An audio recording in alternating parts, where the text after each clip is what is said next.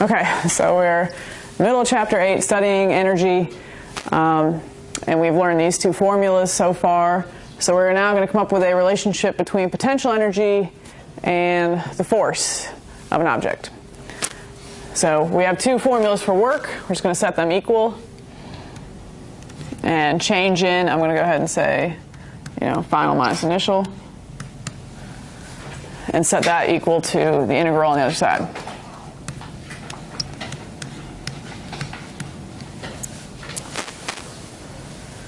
And as you may have noticed, the number of formulas I'm expecting you to know has been increasing rapidly. So please be ready for that next equation quiz. Okay, and we're going to make an assumption that we're starting at potential energy of nothing. So just moving from our base level, ground level, no potential energy yet. How does potential energy relate to force? So we got negative UF, the integral of force, with respect to x. And I'm going to get rid of that integration by actually taking the derivative of both sides.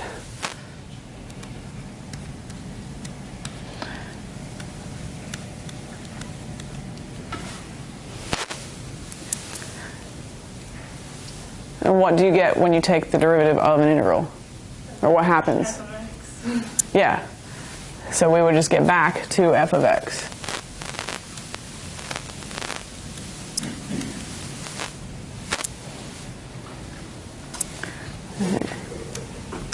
And I'm just going to leave that as a derivative of potential energy.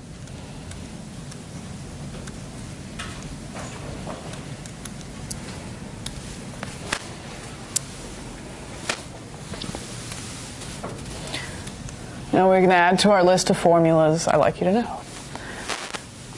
So we can figure out the force on an object taking a derivative of that object's potential energy. But not just derivative, negative derivative. And since we know how to relate integrals and derivatives to calculus, what would be the derivative of a graph? Good, slope. So we are going to relate this to some graphs. So, of course, there's a formula we just came up with.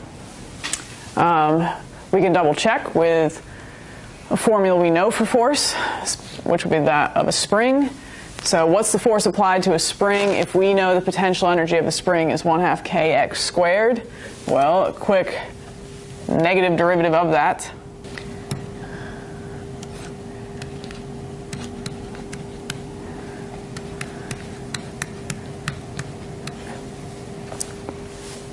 Okay, well, we're taking the derivative with respect to x, so negative 1/2, or 1/2 and k are constant, so we can pull them out. And what's the derivative of x squared? 2x. So what does that simplify to? Negative. Yeah, so my half and my 2 can cancel. Now I get negative kx. And that is known as what law? This is the spring law? Hooke's law. Hooke's law is our force of a spring. Ta-da, okay.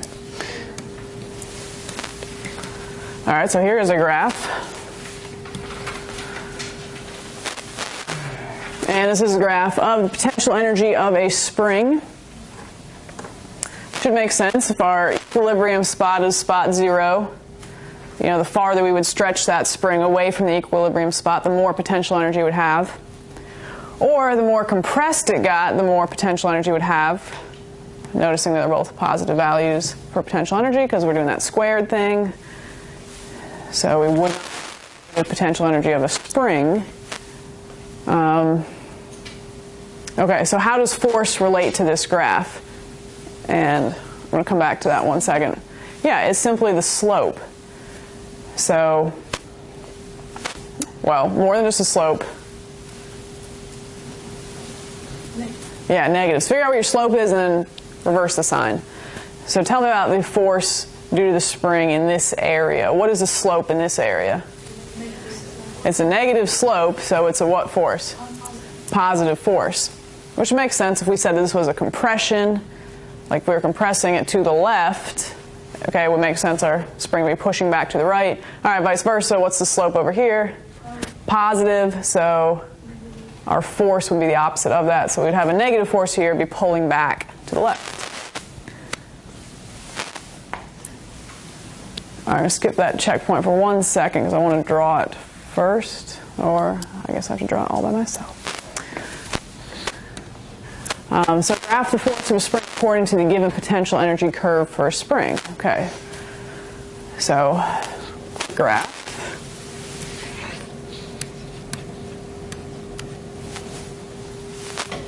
You just told me the areas where it's positive and negative. What about right smack at 0? What do we know about the force?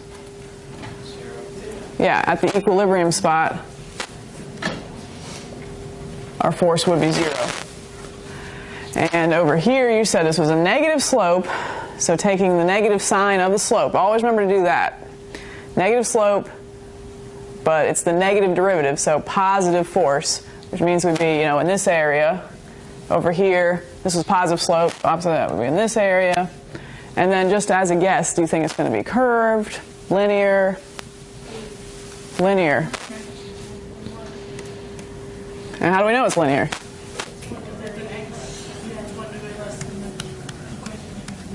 Very good. It's 1 degree less than our equation. This was a squared equation, so it's definitely back to linear. And this is something I've asked you to find in the lab too, or I guess you already did with Excel. And you've, made a nice linear graph for me in the lab. But the slope of it is equal to what? The spring constant. Okay, back up to your book for a second. Let's do that checkpoint.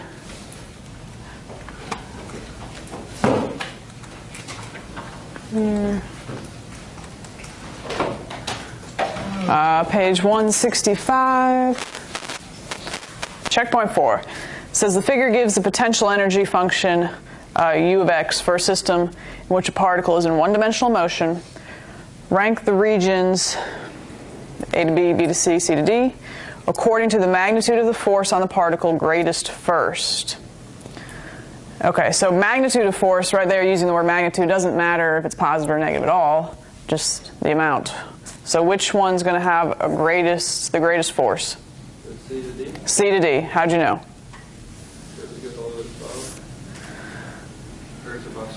Slope. Slope. It's got the steepest slope because it went all the way to 5 in a short amount of distance. Okay, so C to D would have the greatest force. What's the next one? A to B. And then... yeah, and then B to C would just be 0. All right, part B. What's the direction of the force when the particle is in the region A to B?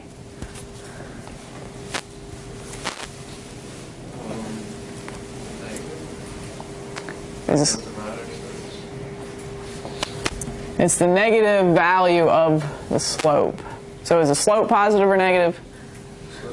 And then switch it so it's positive. So it would have a positive value for that section. Okay. All right, here's hopefully kind of an easy one. So you have this graph, and it tells you the mechanical energy is 6. And, what's the kinetic energy at each point? And there does have to be the assumption here that these are conservative forces, so we haven't lost any energy. So we are assuming mechanical energy is conserved. So this idea of 6 joules is conserved at any given point on the graph. But it's obviously not staying as all potential. So at point A, what is the kinetic energy there? Because this is a graph of potential energy. So it would have to be nothing because all energy is potential. So there'd be no kinetic. So we're basically saying 6, equals U plus K.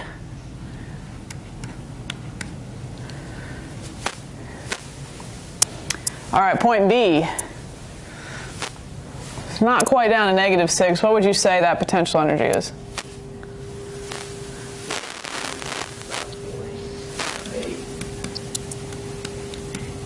8. Okay. So what would kinetic energy have to be? To keep my mechanical energy conserved at 6, and you're saying potential's down to -5.8, kinetic would have to be 11.8. Add it to the other side. All right. Next spot. I think potential is at spot C.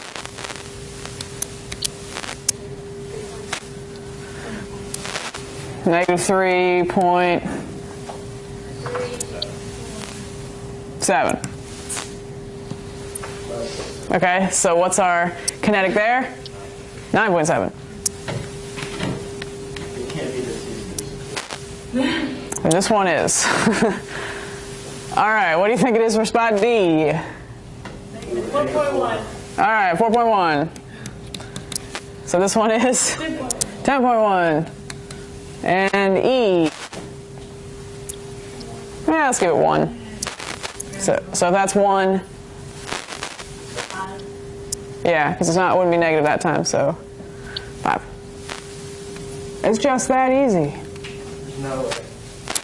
All right, let's make our own sketch here. So, given again a potential energy graph, and this time it asks us to graph the force acting on this object.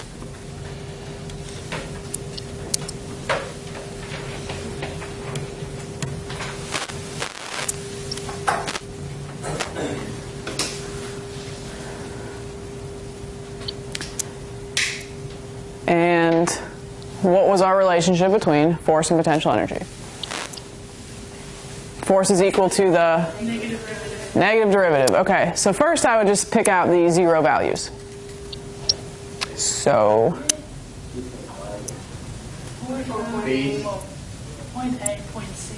wait, when I say 0 values, I don't mean like, sorry, let me rephrase.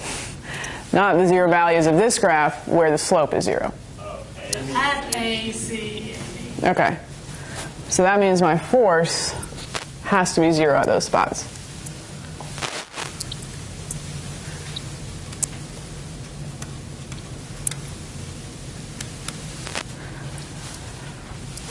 And,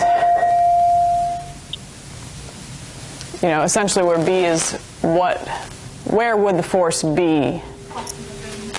Good, it is a negative slope. So take the negative of that. So it's got to be a positive value. And you could try to calculate what the slope is, if you like. But we know it's going to be sort of curved anyway. We know it's a positive value in this area. But we also have to get to 0 at A and C. So we're going to have to kind of curve this out anyway. About part D, force is going to be what kind of value? Yeah, negative. Positive slope, so it's going to be a negative value. And so now I'm just connecting the dots. I know I need to be in these areas at all these spots, so just kind of curve it out to connect it. So that was not great, but maybe yours is smoother than mine. And now, to bring back our favorite friend, friction.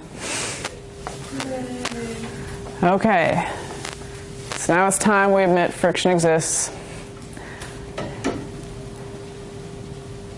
And friction can do work too. And we can discuss the amount of energy associated with friction, the amount of energy that was turned into heat. Really by figuring out the amount of energy that was lost. So, moments ago we said the original we had to equal the final mechanical energy. Mechanical energy is conserved, but that's only for for conservative forces. If I introduce non-conservative forces, they will not be conserved. So I would have some sort of change in mechanical energy. It's essentially saying, you know, the energy that was lost. And so why would that energy be lost? Well, it must have been due to some sort of non-conservative force. So the work done by non-conservative forces would be equal to that lost energy. So we can talk about the energy associated with friction will be equal to the work done by friction. And friction can do work. We would usually say it's negative work. And we just need to be careful about signs here. We'll look at that in a second. But if work is just a force times the distance, F dot D, well, we can calculate the force of friction and multiply it by the distance something moved, especially if you're like sliding something across a floor. And since the force of friction, opposes motion, those would never be in the same direction, so we would always end up with a negative work done by friction. Why does it not have the dot? Here? Yeah. Because I threw in the negative sign to account for that. Okay.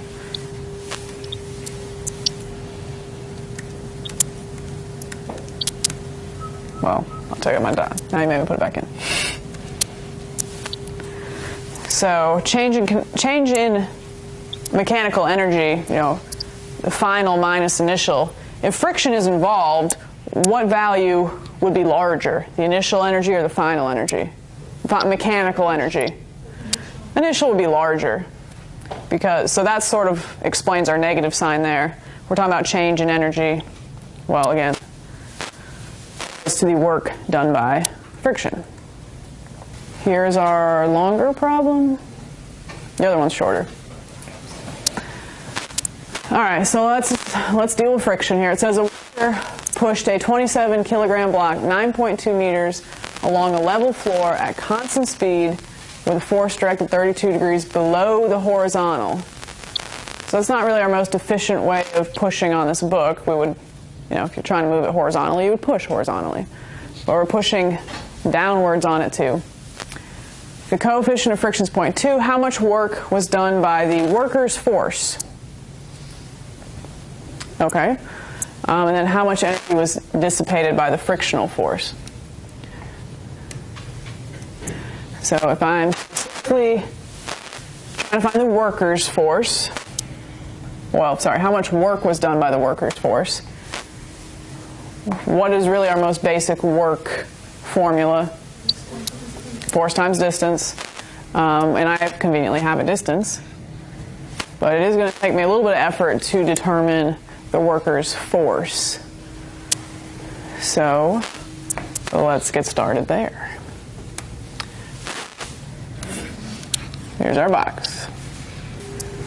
What forces are acting on the box? The person pushing, which it specifically said was 32 degrees down from the horizontal. So there's the force. Here's a horizontal line. So below the horizontal, it would be like that. It did say 32, right?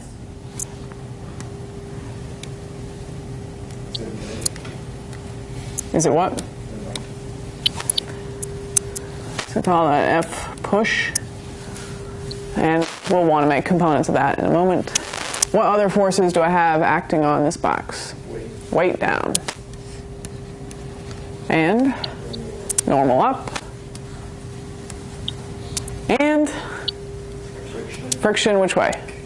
Left. Good.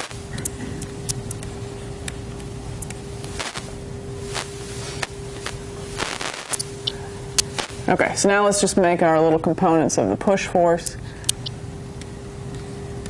We would have, call it Fx and Fy. And what is the direction of Fy? Yeah, it's down. Okay, so I want to solve for the push force. Specifically, which component do I need to do work, or to calculate work? I don't necessarily want that. Yeah, I want to find Fx. That is my goal. As soon as I find Fx, I can multiply it by the distance, and that will be the worker's work, the guy's work. All right, so go back to the second. It does say constant speed, which is helpful, because now we know what is true about all our forces. They're equal. I don't have an F net equation. I'm just going to set lefts equal to rights, and ups equals to down. Ups? Up equal to down? Ups equal to downs. I don't know. What is left? Okay, so I'm going to say friction equals Fx. How can I break down friction? Mu n, friction is fun. And I do know mu, but I've got to... Cosine of 32 times force push. Yes, but do I know that? No, but that's what we're trying to find, isn't it? We're actually trying to find Fx. Because to do the work, it's the dot product, so if the block's going this way, I only care about the force component that way. So Fx is my ultimate goal. But you're right, if I knew the push, it would be 32 cosine of that. I thought I had to run the push, not the... Yeah. Okay, so I'm here. I know mu, but I don't know n. Okay, so let's go to the other side. What do I know about up and down?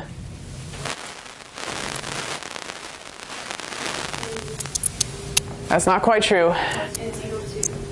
Oh, wait. Weight minus force per line. Wait, Fy's down, so that means W plus Fy is Yeah, let's just put it on the downside for the time being. Everything down equals everything up. So you do have to consider Fy here. And you are right, we are going to need our trig in a moment, but... Okay. I don't know a lot of that. No weight. I know weight. We do know it. What was the mass of the box?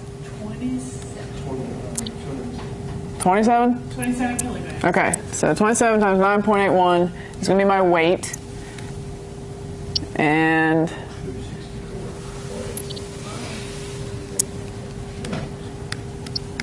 okay, what was that? 264.87. Okay, so somewhat helpful. I can plug that in over here, but I do have the two, like F in terms of, well, I have too many variables. If I do need to pull them back to relate to Fp so I can solve my equations. I will then later have to go back and do cosine of Fp like you said. So Fy is not cosine but sine. So Fp sine of 32 plus 264.87 equals n. And now that I can plug in for n. And mu, I do know, was what? 0.2. So 0.2 times all of that. Equals.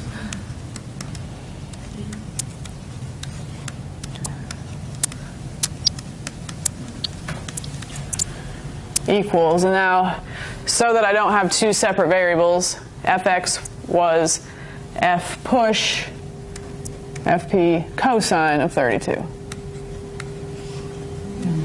Okay. I do need to solve for Fp first. And now I will just wait for the math magic to happen, and you guys will tell me what Fp equals. You want to distribute your 0.2, move your whatever 264 times 0.2 is to the other side. Well, combine your FPs, do something. Give us a minute. All right, I'll just wait.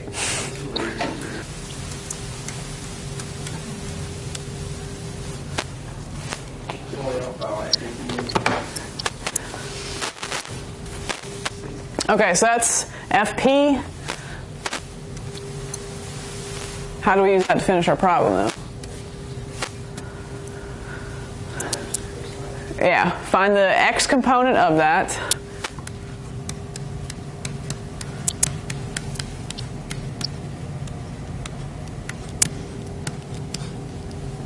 Any guesses there, Zach? Hang on. 12. No. 67.6?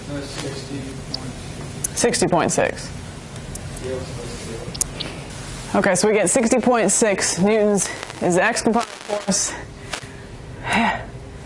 which leads us to our last step of doing what?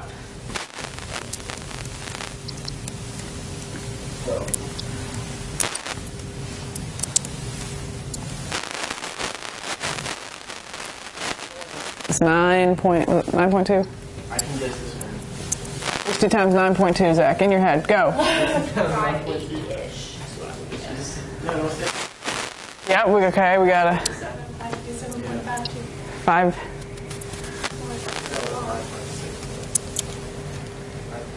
557? So like probably Something there-ish. Since we gave up on sig figs a long time ago. All right, there you go. That's part of the answer. That is the work done by the guy. the guy. How much work was done by the worker's force? How much energy was dissipated by the frictional force?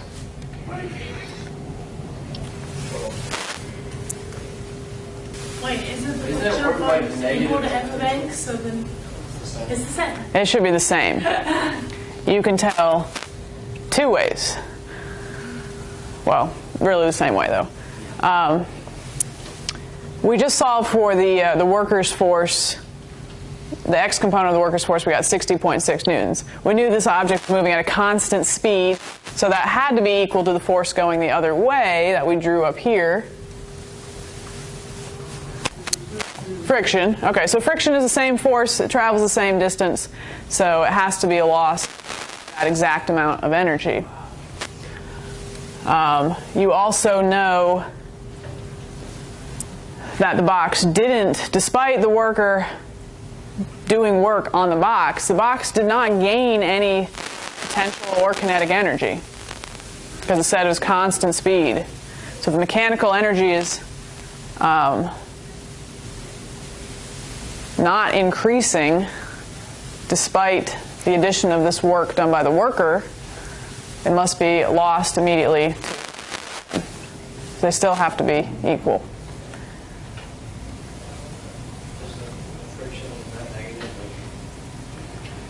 The work, well, if it said what was the work done by friction, yeah, we would say a negative answer. If it just says how much energy was dissipated by the frictional force, it's just that positive amount of energy. Okay, you made it through the long one. Okay, so we do want to say that energy is, of course, always conserved. That is a law, conservation of energy. Whether it's conservative or non-conservative forces, it just is, obviously more difficult to keep track of otherwise. Don't you agree, Connor? Yes, totally agrees. So anyway, as long as we accurately define our system, the total energy in an isolated system remains constant. So here we have sort of this expanded version of our conservation of energy equation. If we're dealing with friction, where energy in the system would appear to be lost, you would add that back into the final side. Oh, yeah, 'cause the efficiency is Yeah. But you're going to deal with one of your homework problems where there's like a guy jumping. And you can calculate his, potential energy at the peak of his jump. He'll have some potential energy. Of course, he would be, not going up or down at the peak. So we'd say there's no kinetic there just for that instant. But where is that energy coming from for him to, jump at all? That's not a really friction-related issue, is it? Himself, his own muscles, the energy inside himself.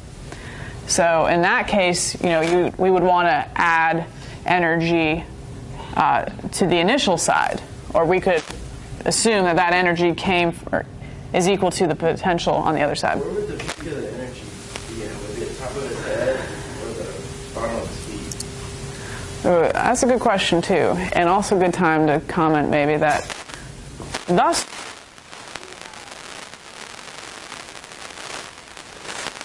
We haven't talked about center of mass yet.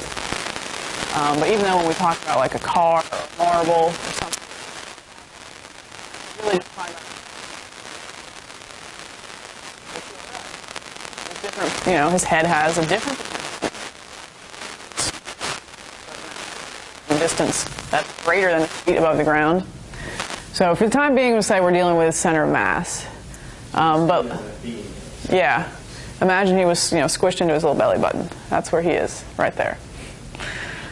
But when we talk about universal gravitation and our center of mass topic, we will talk about mass being spread out a little bit more.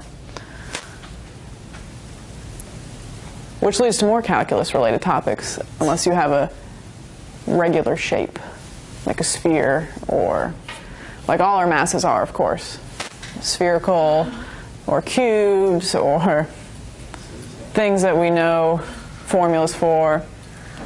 What? All right, one last problem. It says you push a 2 kilogram block against a horizontal spring, compressing the spring 15 centimeters.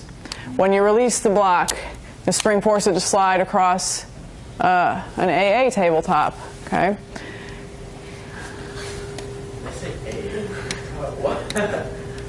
Let's deal with that typo. Okay, a tabletop. Does yours say that? Yes. No. That one survived through the years. It stops 75 centimeters from where you released it. Why would it stop? Friction. The spring constant is 200 newtons per meter. What's the coefficient of kinetic friction between the block and the table? All right, so I like the long conservation of energy formula. And since I know friction is involved, to keep my energy equation balanced, I'm adding it to the other side.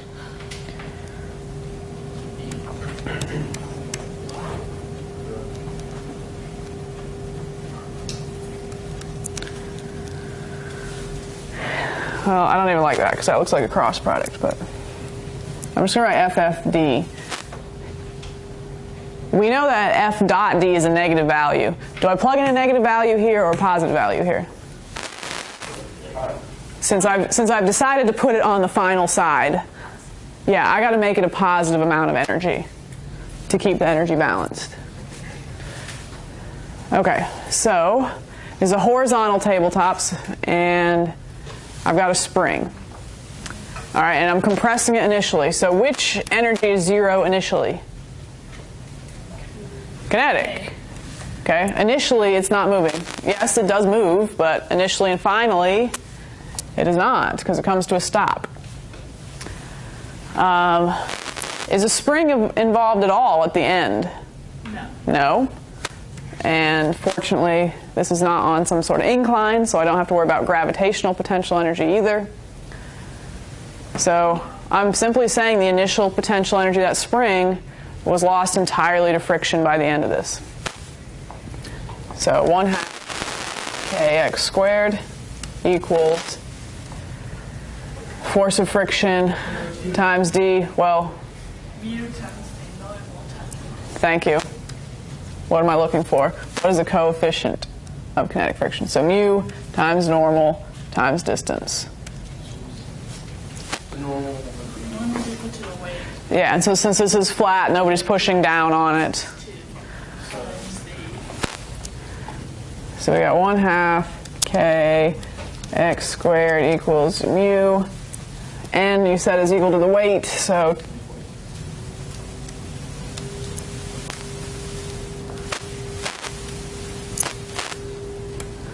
and then we plug in, and I wait patiently, and you tell me the answer. Do we have any units to check? Yeah, the 15 centimeters. Yeah, okay, make sure you plug in 15 centimeters, 0.15, or 200 newtons per meter is fine.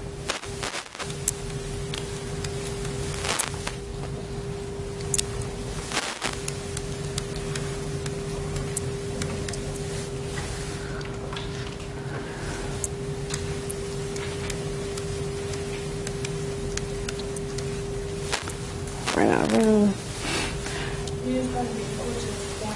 Oh, and our 75. Yeah. Would we do the distance as 0.75 or plus 15 there because it has to reach back, or is that already counted in? I don't know. It says, yeah, that's a good question from where you released it. That means that's not my answer. Give me a minute. I got like 5.1. I thought that floating is. Would you get 1.5? Couple 0.15s.